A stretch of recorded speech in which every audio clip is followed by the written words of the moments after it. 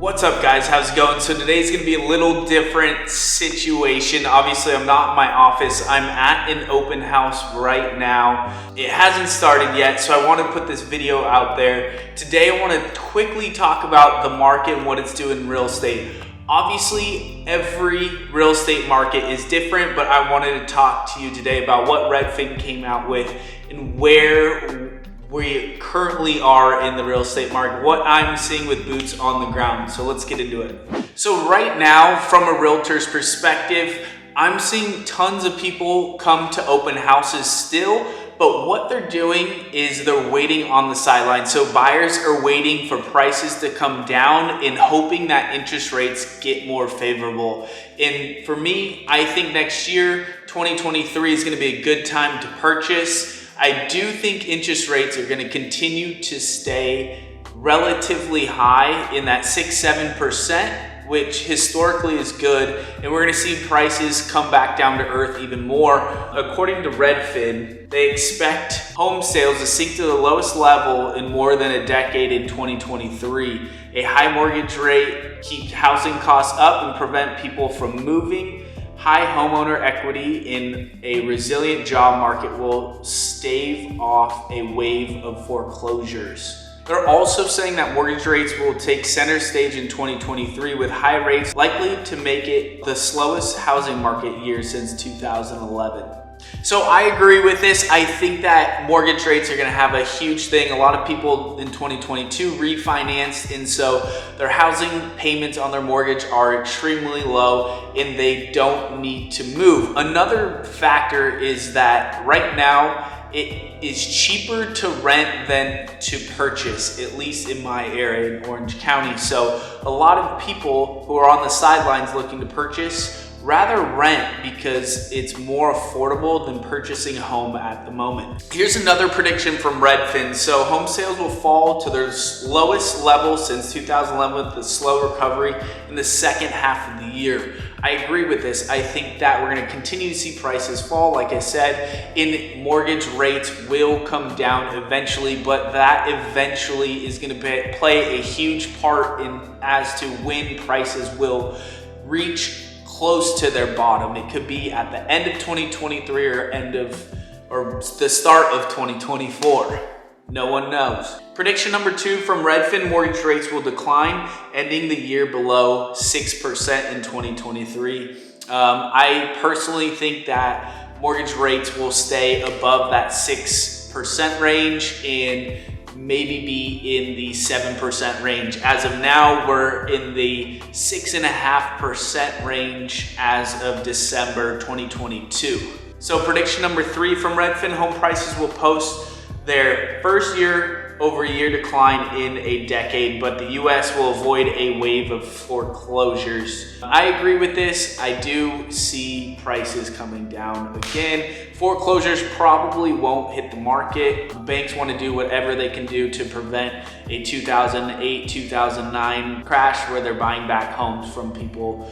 Another factor is a lot of people have more equity than ever in their homes, with prices going sky high over the past 2 years. So that helps a lot of people as well. Prediction number 4 from Redfin: Midwest, Northeast will hold up best as overall market cools. These are the markets that they're saying are going to hold up likely best in 2023. Number 1, Lake County, Illinois. Number 2, Chicago. Number 3, Milwaukee. 4, Albany, New York. 5, Baltimore. Number 6, Elgin, Illinois. 7, Rochester, New York. Pittsburgh, New Haven, Connecticut, and Hartford, Connecticut. Prediction number 5, rents will fall and many Gen Zers and young millennials will continue renting indefinitely. So they expect US asking rents to post a small year-over-year decline by mid-2023, with drops coming much sooner in some metros. This makes sense along with pricing. You have an affordability issue, so with prices coming down, rents will come down and the market will cool off. The rental price declines will be partly due to increasing supply, which has already led to an uptick in vacant units in apartment buildings. Multifamily construction is at a 50-year high, which means hundreds of thousands of new rentals will be available next year. So prediction number 6, builders will focus on multifamily rentals. Builders will continue to pull back on construction new homes next year with year-over-year declines of roughly 25% in building permits and housing starts continuing to 2023. Prediction number 7, investor activity will bottom out in the spring, then rebound. They're saying real estate investors will purchase about 25% fewer homes than a year earlier, with purchases likely to bottom out in the spring. Investors' business models is to buy low and sell or rent high, and the cash they borrow to buy homes outright is no longer cheap.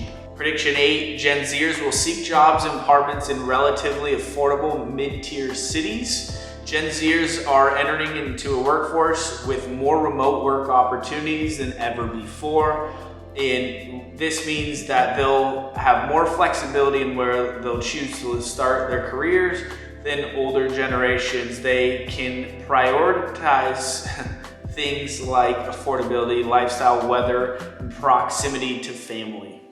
Prediction number 9, migration from one part of the country to another will ease from the pandemic boom. We expect the share of Americans relocating from one metro to another will slow to about 20% in 2023, down from 24% this year. That's still above pre-pandemic levels of around 18%. 2023 slow market, there won't be a next Austin.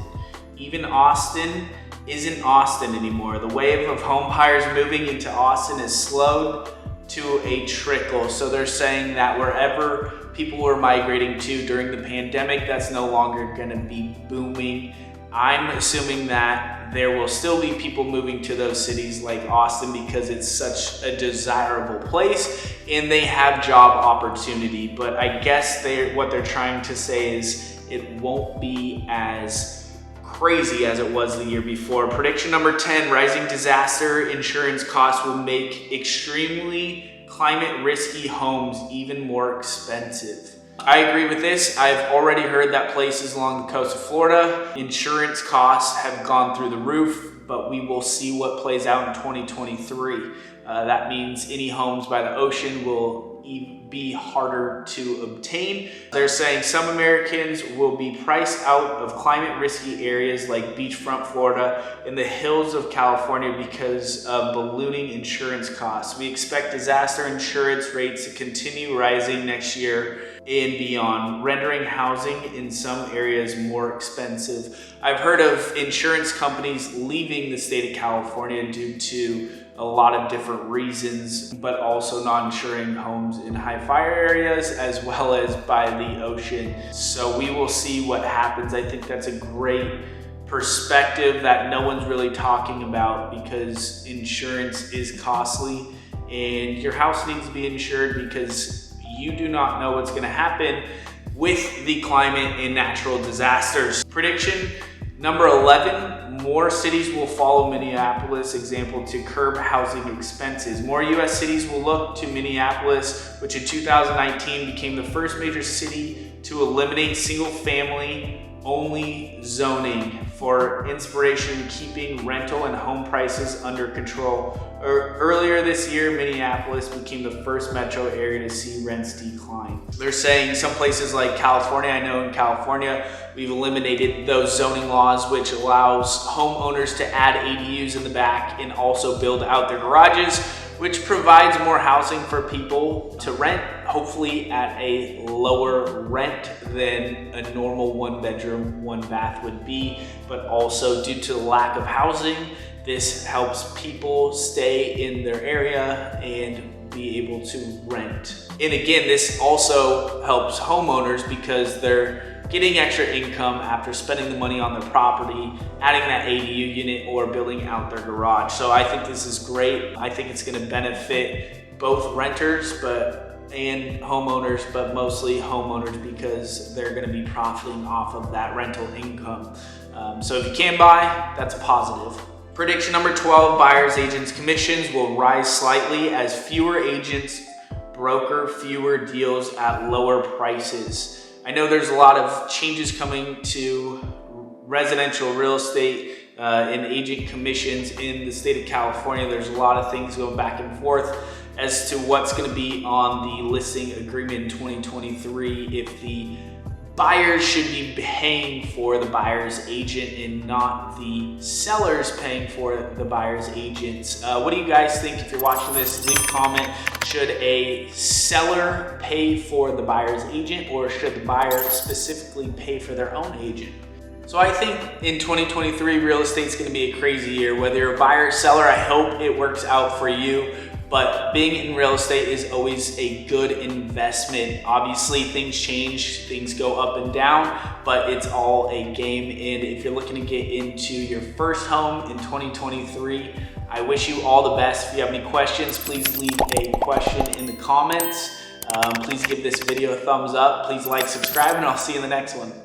Guys, here's some more food for thought for you. As a real estate agent, everyone who's been coming into my open houses this December, they're waiting on the sidelines for next year, trying to determine if they should get into the real estate market. They see prices declining and homeowners getting used to prices coming back down to earth, which is a more stabilized market, which is great all around. But here's the thing, if you're waiting for interest rates to drop substantially, what's gonna happen is if they do drop and they're in that 4 or 5% range, the people that have been waiting on the sidelines are gonna get in, and you're gonna be competing and potentially bidding on properties and potentially overpaying. So my advice to you, if you're looking to purchase now, now's the time. You can negotiate with sellers and you can also refi in the future. And again, everyone's situation is different, but if right now you're debating on if you should get in the market or not and you can afford it,